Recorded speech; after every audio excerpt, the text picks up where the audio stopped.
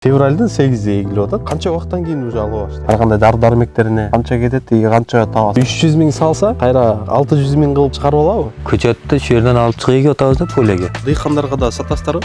Заказдар бар. Мунун процессин айтып бериңизчи, мага жаман кызык болуп атат Толкунбекова.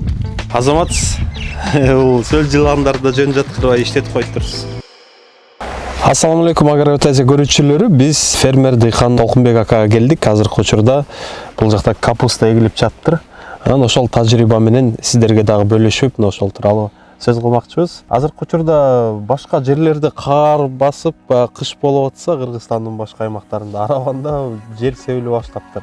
Эң биринчилерден болуп эле сиз баштаган окшойсуз. Эми биз көчөттөрүбүз даяр болуп калды да. Муну экпесең бекерлер күн өтүп тура берет. Анан капуста жакшы жагы анча-мынча суукка чыдайт. Чыныктырып эксеңиз анан өзүнө адаптация кылып алат да. Минус 5-10 ham чыдай берет. Эртараак бишип калса, эртараак сатып калсак деген эле ойдо. Жакшы. Канча жылдан бери дыйканчылык менен алектенесиз? Көп жыл болду. Капуста эккенге, капустага бизге мындай эле болуп калганда капуста эгиш болот. Канча сотый жер бул жак? Жакка 40 сотый эктик, азыр жерге 40 сотый эгип атабыз. 80 сотый. Канча башында акча саласыздар? Баягы уругуна, семирткичтерине, ар кандай дары-дармектерине канча кетет, канча табасыздар? 300 миңге жакын кетет 1 гектаргачы. 1 гектарга. Пленкасы, көчөтү болуп. 300 миң салса, биринчи сезондо 300 миң салса, кайра 600 миң кылып чыгарып алабы? Эми Алла берем десе, жакшы эле болуп калат. Мисалы, 1 гектарга 40 миң көчөт батат. 40 миң көчөттү 1 килодан эсептесеңиз 40 тонна чыгат да. 40 тонна. 40 тоннаны 30 сомдон сатып койсоңуз, миллион үстүгө чыгып кетет. Жакшы болуп калат. Штуктап сатсаңыз деле нормалдуу болуп калат. Эми булар килограммовый капусталар эми. Бул азыр мисалы азыр эгилип атат да. Бизде азыр февралдын канчасы болуп калды? Февралдын 8-де эгилип атат. Канча убакыттан кийин уже алып баштайсыңар? Апрелде, иншалла, апрелде 15-20-га бишет да. 15-20 уже аласыңар. Элдер пахта тигип атканда мына жерде элдер жан башында пахта тигетти. Мен капустаны уже алып атканбыз. Бүтүп калды. Орнуга пахта эгип.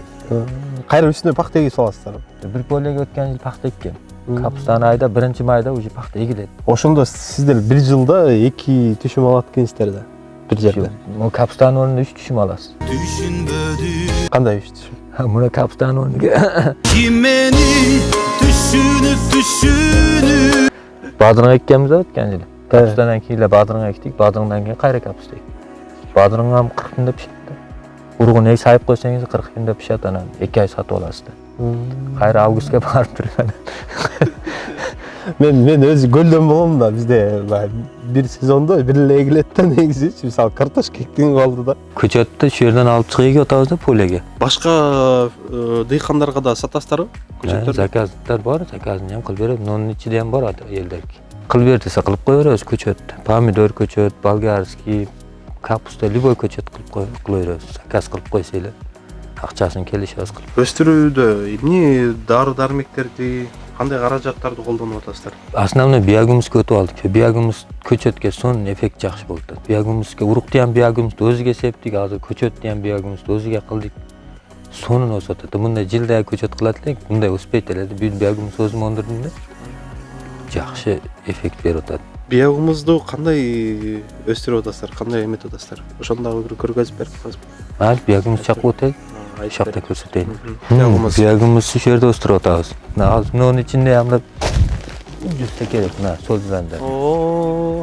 Чоң болуп семирип кеткен. Булар ham азыр жакшы багуу болсо чоңоюп семирип кетет. Семиз болуп, мына сол жыландар менен.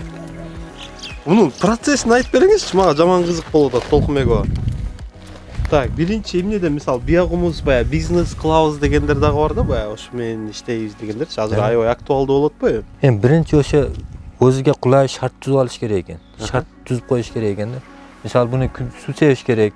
Ручной аны сланканы алып келип суу сепкенге вакыт кетет да. Ооба. Мындай кылып койсо, насос улап койсо 2 саат суу дождевой берип коет, болду ошо менен. Өзү автоматически суу себилип кала берет да, анан бирдей себилет.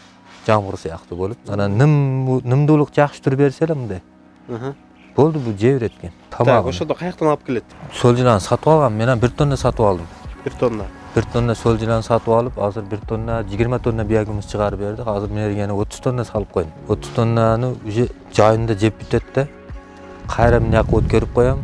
Кайра yana күзгө yana 30-40 tonna жеп берсе, 1 жылда 50-60 tonna менге биягimiz чыгарып берет да. Анан сөл жыланды кайра көбөйүп аткандан сатат. Татырабы?